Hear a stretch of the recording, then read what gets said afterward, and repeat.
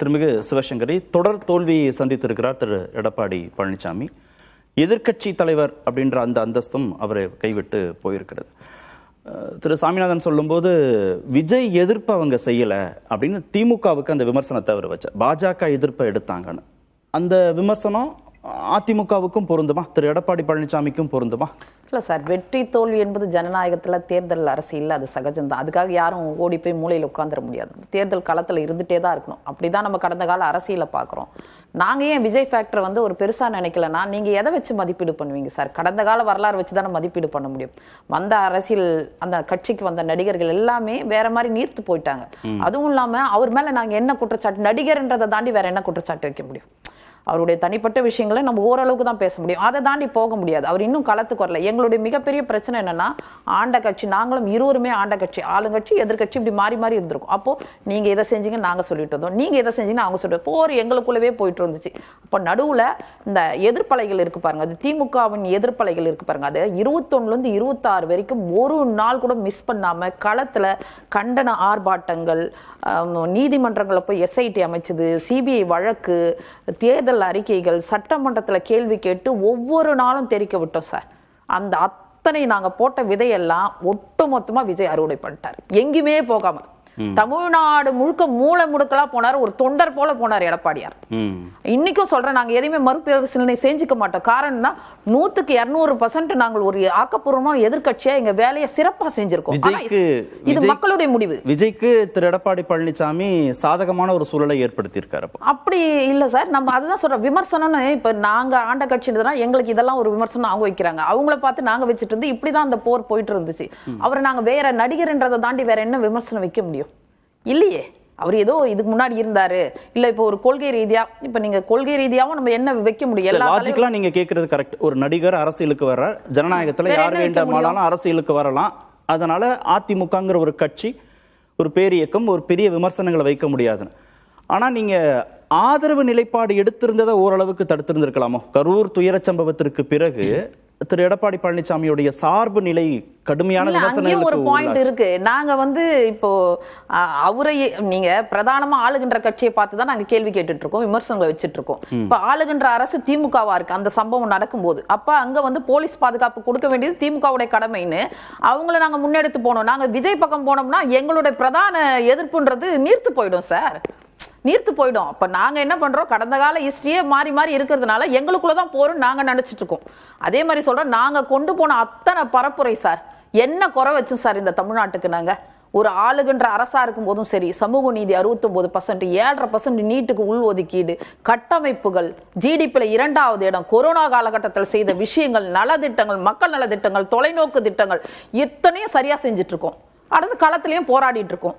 இதை தாண்டி நாங்க என்ன குறை வச்சோம்? ஆனா மக்கள் வந்து இப்போ ஒரே ஒரு விஷயம் தான் சார். திரு விஜய கரூர் சம்பவத்துல விமர்சனம் செஞ்சு சட்டமன்றத்துல அவருக்கு ஆதரவான ஒரு நிலைப்பாடு எடுக்காம இருந்து, பாருங்க கொடி பறக்குது, கூட்டணிக்கு பிள்ளையார் சொல்லி போட்டாங்க அப்படின்னு ஒரு வரவேற்கும் விதமாக பேசாம தவிர்த்திருந்து திரு விஜய் மீதான விமர்சனங்களை கரூர் துயர சம்பவத்திற்கு பிறகு திரு எடப்பாடி பழனிசாமி கூர்மைப்படுத்தியிருந்தால் இந்த அளவுக்கு விஜயோட எண்ணிக்கை கூடாமல் பார்த்திருக்க முடியுமா? முடியாது. இல்ல சார், இது ஒரு பெரிய அலை சார். நினைச்சு பார்க்க முடியாத அளவுக்கு ஒரு முதலமைச்சரே தோத்து போறாரு. மிகப்பெரிய பிக் ஷாட்ஸ், ஏன் எங்களோட கோட்டையா இருக்கிற இடங்கள் எல்லாம் அவங்க வந்து கை வச்சிருக்காங்க. முகம் தெரியாத மனிதர்கள்லாம் என்ன இன்னைக்கு எம்எல்ஏ ஆயிருக்காங்க. காலகாலமா 3 தலைமுறை 2 தலைமுறையா அரசியல ஜெயிச்சுட்டு இருக்கவங்க எல்லாம் பின்னாடி போயிட்டு இருக்காங்க. அப்போ ஒரு அலை அடிக்கும் போது என்னன்னா பழம் பூ பிஞ்சு எல்லாமே போயிடும். ஸோ இது ஒரு அலை தான். ஆனால் நாங்கள் என்ன சொல்கிறோம்னா, இப்போ 1930 மொழி போர்னா அப்போ ஒரு புரிதல் இருந்துச்சு இளைஞர்களுக்கு. அதுக்கப்புறம் ஈழப் பிரச்சனை நம்மளாம் தீவிரமாக இருந்தோம், நம்ம உட்பட ஈழப் பிரச்சனையில பிரபாகரனுக்கு. ஏன்னா வாசிக்கிற பழக்கம் இருந்துச்சு. இந்த கட்சிகள் நமக்கு என்ன செஞ்சிருக்கு, இந்த தமிழ்நாடு இன்னைக்கு தலை நிமிர்ந்து நிற்குதுன்னா அதுக்கு வந்து இந்த கட்சிகள் தான் காரணம்ன்ற புரிதல் இருந்துச்சு. ஆனால் இப்போ இருக்கிற இளைஞருக்கு என்ன இருக்கு? பொறுமை இருக்கா? வாசிக்கிற பழக்கம் இருக்கா சார்? ரீல்ஸுக்கு போயிட்டாங்க, வீடியோவை தாண்டி 1 நிமிஷம் ரீல்ஸ்ல போயிட்டு இருக்காங்க. இல்ல அவங்க அரசியல் மயப்படுத்த வேண்டியது உங்கள் பொறுப்பு இல்லையா? ஆண்ட கட்சிகளுடைய பொறுப்பு இல்லையா? இல்ல சார், அது நீங்க மாறிட்டு இருக்கு. இப்ப நீங்க டெக்னாலஜி வளர வளர நாங்க என்ன உலகமே உள்ளங்கையில வந்துருச்சு சார். இன்னைக்கு பிரச்சனையே இதுல இருந்து தானே ஆரம்பிக்குது. பல கிரைம்ஸுக்கு காரணமே இதுதானே இருக்கு. இன்னைக்கு ரீல்ஸை தாண்டி போயிட்டு இருக்காங்க. அவங்களுக்கு வந்து வாசிக்கிற பழக்கம் குறைஞ்சிடுச்சு, புரிதல் குறைஞ்சிடுச்சு. அதிமுக என்ன பண்ணிருக்கு, திமுக என்ன பண்ணிருக்கு, இந்த தமிழ்நாடே இன்னைக்கு தளர்ந்து நிமிர்ந்து நிக்குதுன்னா அதுக்கு திராவிட கட்சிகள் அப்படின்ற புரிதல் இந்த மாணவர்கள் இப்ப என்னன்னா மக்கள் தீர்ப்பு ஏத்துக்கிறோம். ஆனா தீர்ப்பு தாண்டி இனிமேல் அவங்க என்ன செய்ய போறாங்கன்றத நம்ம கூர்ந்து கவனிக்கணும். வெற்றி தோல்வியை தாண்டி நாங்க களத்துல போராடிட்டே இருப்போம். இல்ல ஒரே ஒரு விஷயம், நீங்க இளைஞர்கள் மாணவர்கள் புதிதா தேர்தல் அரசியலுக்குள்ள வந்தவர்கள் ஓட்டு போட்டாங்க அப்படின்னு ஒரு அளவுகோல் வச்சு நம்ம பேசணும்னா நீங்க சொல்ற வாதம் ஓரளவுக்கு வேணா சரியாக இருக்கலாம், அது முழுமையாக அது சரியா இருக்கு. ஆனா நடுத்தர வயதை கடந்தவர்கள் ஓட்டு போட்டிருக்காங்க. திமுக அதிமுகவுக்கு ஏற்கனவே ஓட்டு போட்டவர்கள் தாவேக்காவுக்கு ஓட்டு போட்டிருக்காங்க. 60 வயது 70 வயது 80 வயதை தொட்டவர்கள் தாவேக்காவுக்கு ஓட்டு போடுறாங்கன்னா அவங்களாம் அரசியல் புரிதல் அற்றவர்களா, ரீல்ஸ் மட்டுமே பார்க்கிறவங்களா, அவங்களுக்கு அதிமுக என்ன செஞ்சுச்சு திமுக என்ன செஞ்சுச்சு தெரியாதா? திரை கவர்ச்சின்னு ஒண்ணு இருக்கு சார், இல்லன்னு நான் சொல்லல. தமிழ்நாட்டை பொறுத்த திரை கவர்ச்சிக்கு ஒரு வேல்யூ இருக்கு, இல்லன்னு நான் சொல்ல. அந்த வேல்யூவோடு இந்த சின்ன பசங்க இருக்க கடைசியா ஒரு பரப்புரை கொண்டு போனார் பாருங்க. நீங்க எல்லாம் வீட்டுல அந்த குட்டீஸ்லாம் என்ன பண்ணோம், வீட்டுல வந்து நீங்க சொல்லி ஓட்டி வாங்க தரணும், அது நல்லா ரீச் ஆச்சு.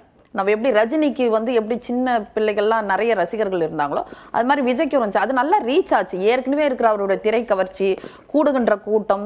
இன்னொரு விஷயம் என்னன்னா, தொடர்ந்து நாங்க 2 பேருமே அட்டாக் பண்ணிட்டு இருக்கோம். அப்ப என்ன நினைப்பாங்க நடுவுல, நான் தான் சொல்றேன், அந்த புரிதல் இந்த 2 கட்சிகள் நமக்கு என்ன செஞ்சிருக்குன்னு வாசிக்கிற பழக்கமோ அதை பத்தி புரிதலோ இல்லாதவங்க 69% இந்தியாவில வாங்கி தந்தா அது சாதாரண விஷயமா சார்? இந்தியாவே நீட்டை எதிர்த்த போது அதுக்கு 7.5% கொடுத்திருக்காரு, அதெல்லாம் சாதாரண விஷயமா?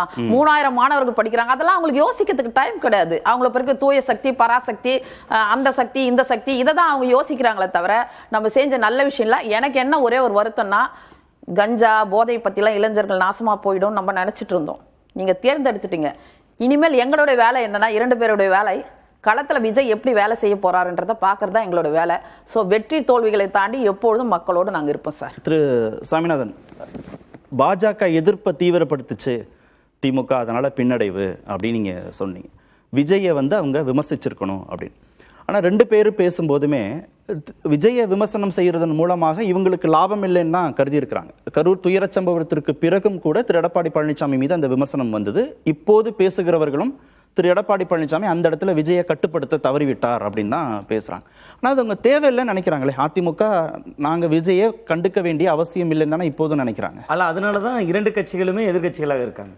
இல்ல கண்டுக்கணும்னா என்ன மாதிரி கண்டுக்கணும், நம்ம ஒரு விஷயம் இருக்குல்ல, ஒரு மேல விமர்சனம் வைக்கிறேன்னா அதுக்கு என்ன விமர்சனம்ன்றது இருக்கு இல்ல. ஒரு நடிகர்ங்கிறத கடந்து இல்ல சார், அவர் மேல என்ன விமர்சனம் வைக்கிறதுன்னு அப்படி விமர்சனம் வைப்பதற்கு தினம் தினம் கண்டென்ட் கொடுத்துக்கிட்டே தானே இருந்தார் சார் விஜய். பாஜகவை ஏன் எதிர்க்கல அப்படிங்கறத திமுக ஆழமாக களமாடி இருக்கலாம். அதிமுகவை பொறுத்த வரைக்கும் இவர் வந்து ஒரு நாள் விடுமுறை எடுக்கிறார், ஒரு நாள் வர்றாரு, ஒரு நாள் வரமாட்டார், மக்களை சந்திக்கிறதுல பல்வேறு சிக்கல்கள் இருக்கு, அந்த அணுகுமுறையை தவறு என்பதாக களமாடி இருக்கலாம். எத்தனை ஆர்ப்பாட்டங்கள் நாங்க பண்ணியிருக்கோம், எத்தனை கடைசியா அவர் பேச வேண்டிய சூழல் வந்துச்சு. ஆல் பாஸ் நாங்க போட்டோம், நீங்க ஓட்டெல்லாம் வேற பக்கம் போடுறதுக்கு போய் நிக்கிறீங்கன்னு பரிதாப குரல்ல தானே கேட்க வேண்டி இருந்துச்சு. அது அழுத்தமான குரல்ல கேட்டுக்கணுங்க. நீங்க கரூர் சம்பவத்திலே கூட்டணிக்கு பிள்ளையார் சொல்லி போட்டாச்சு, பிரம்மாண்ட கட்சி ஒன்று வரப்போகுதுன்னு. அதிமுகவோட பிரம்மாண்ட கட்சி தமிழ்நாட்டில் இருக்கா சார்? கிட்டத்தட்ட 1977 ஆட்சி கட்டில வந்த நாள்ல இருந்து 31 ஆண்டுகள் ஆண்ட வரலாறு கொண்ட கட்சி, ஒரு பிரம்மாண்ட கட்சி வரப்போகுதுங்கிறார். அப்ப அதன் மீதான ஒரு பிம்பத்தை கட்டமைச்சதுல அதிமுகவோட பங்களிப்பும் இருக்கு. இன்னொன்னு, அவர் சிபிஐ விசாரணை போயிட்டு வர்றாரு.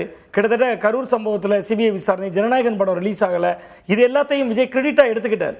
நீங்க பாருங்க, உங்களுக்காக தான் வந்தேன், நான் எவ்வளவு சிரமங்கள் அனுபவிக்கிறேன், அப்ப இந்த சிரமத்தை நான் அனுபவிக்கிறேன் விஜய் சொல்றப்ப திமுகவும் அதிமுகவும் நாங்க எவ்வளவு சிரமத்தை அனுபவிச்சிருக்கோம்னு ஒரு நாளும் பேசுனது இல்லையா?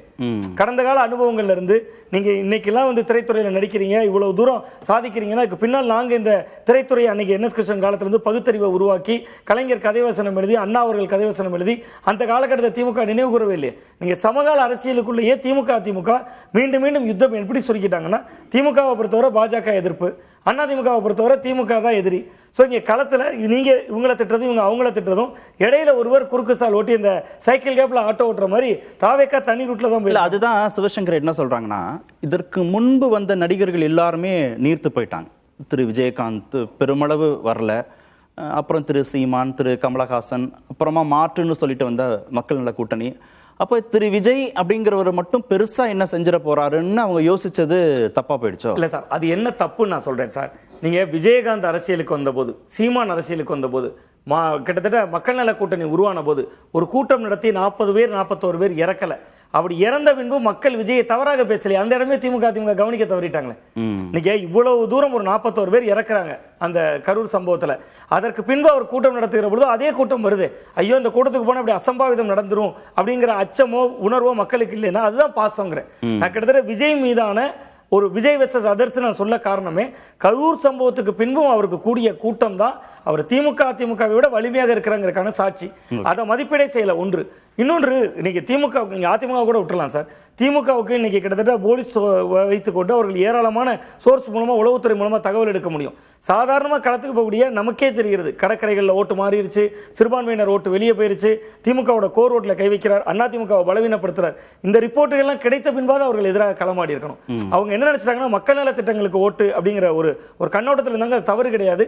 செய்ததற்கு தான் ஓட்டு என்பதாக ஒரு பார்வை இருந்திருந்தனா 2016 காலகட்டங்களில் எடப்பாடி பழனிசாமி கவர்மெண்ட் ஒரு கோவிட்டே பேஸ் பண்ணாங்க. கிட்டத்தட்ட அவங்களும் பொங்க நேரத்தில் 2500 ரூபாய் போட்டாங்க. இந்த நேரத்தில் பாருங்க 5000 ரூபாய் போட்டிருக்காங்க. மக்கள் பணத்தை மதிப்பீடு செய்யல. இந்த தேர்தலில் பணநாயகமும் தோற்றிருக்கு.